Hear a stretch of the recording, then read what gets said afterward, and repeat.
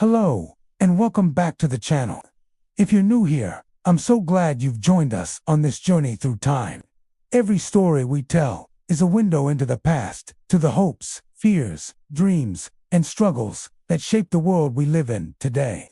In this episode, we're stepping into the year 1630 onto the windswept shores of New England, where a group of determined men and women, driven by faith, exile, and vision, plant the seeds of what will one day become a cornerstone of American identity. So grab a warm drink, settle in, and let's travel back to the founding of the Massachusetts Bay Colony. The year is 1630. Across the stormy Atlantic, a fleet of 11 ships cuts through the cold February waves. Aboard the flagship Arbella John Winthrop, a well-educated lawyer from Suffolk, England, stands at the rail, gazing westward. He carries more than just supplies and settlers. He carries a vision. In his pocket rests a sermon he has written but not yet delivered, a model of Christian charity. Within it lies a phrase that would echo through centuries.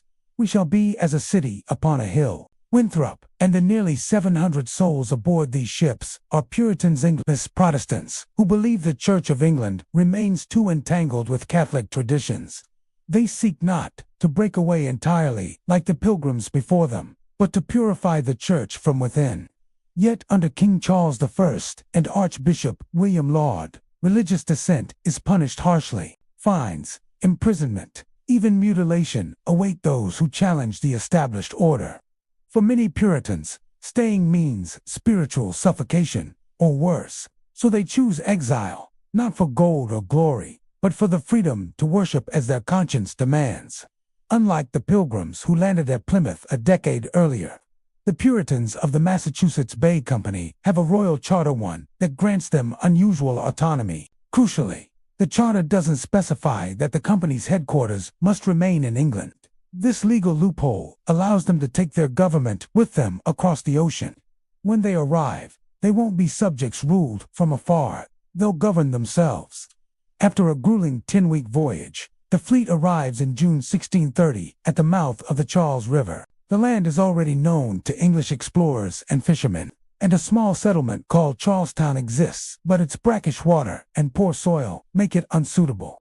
Soon, Winthrop and his council cross the river to a hilly peninsula with fresh springs, good harbor access, and defensible terrain.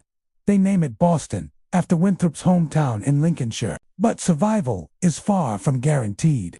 That first winter, what colonists would later call the Great Mortality, is brutal. Food runs low. Scurvy, dysentery, and pneumonia spread quickly. Nearly 200 settlers die by spring. Graves dot the landscape. Yet, unlike Jamestown decades earlier, the colony does not collapse. Why? Because the Puritans arrive not as adventurers seeking quick profit, but as families bound by covenant, not just with God, but with each other. Their society is built on mutual obligation. Every member is expected to work, pray, and uphold moral discipline. Town meetings foster collective decision-making. Churches, though not officially state-run, central to civic life. Ministers like John Cotton preach sermons that blend theology with social responsibility. Education is prized. Within 6 years, they'll found Harvard College to train clergy and ensure biblical literacy. Over the next decade, the Great Migration brings over 20,000 Puritans to New England. Towns sprout along the coast and inland. Salem, Cambridge, Dedham, Concord. Each is carefully planned, with a meeting house at its center, surrounded by homes, fields, and common grazing land. Life is hard, winters are long, native relations complex, and internal dissent ever present. But the colony thrives. Yet this city upon a hill is not without shadows. The Puritans' quest for purity leads them to enforce rigid conformity. Those who challenge doctrine, like the brilliant Hutchinson, who argues that salvation comes through divine grace alone, not moral behavior, are banished. Roger Williams, who insists on separation of church and state and fair dealings with native peoples, is forced into exile, eventually founding Rhode Island.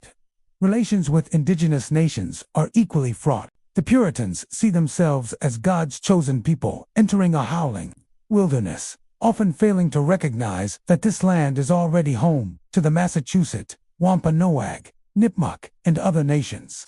Though early interactions include trade and uneasy alliances, cultural misunderstandings, and English expansions, sow seeds of future conflict culminating decades later in King Philip's War. Still, the Massachusetts Bay Colony becomes a beacon, for better and worse, of what a society guided by religious conviction might look like. Its legacy is woven into the fabric of American ideals: self-governance, community responsibility, the value of education, and the enduring tension between liberty and conformity. By the time John Winthrop dies in 1649, Boston is a bustling port town. Churches rise on every green.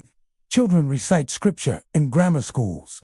And though the original fervor may cool over generations, the vision endures, a society striving, however imperfectly, to live by its highest principles. And there you have it, the story of 1630, when a shipload of faithful exiles stepped onto unfamiliar shores and began building something that would outlast them all. The Massachusetts Bay Colony wasn't just another settlement. It was an experiment in faith, governance, and community that helped shape the soul of a nation. If you enjoyed this journey into America's past, don't forget to like, subscribe, and hit that notification bell so you never miss a story. Every like and comment helps this channel grow and reach more curious minds like yours. And if you'd like to dive deeper, leave a comment below. Maybe you'd like to hear about Anne Hutchinson's trial, the founding of Harvard, or the complex world of native New England before European arrival. I read every suggestion. Until next time, keep wondering, keep questioning, and remember, history isn't just about dates and names, it's about people, just like us, trying to make sense of their world. Thanks for watching, and I'll see you in the next story.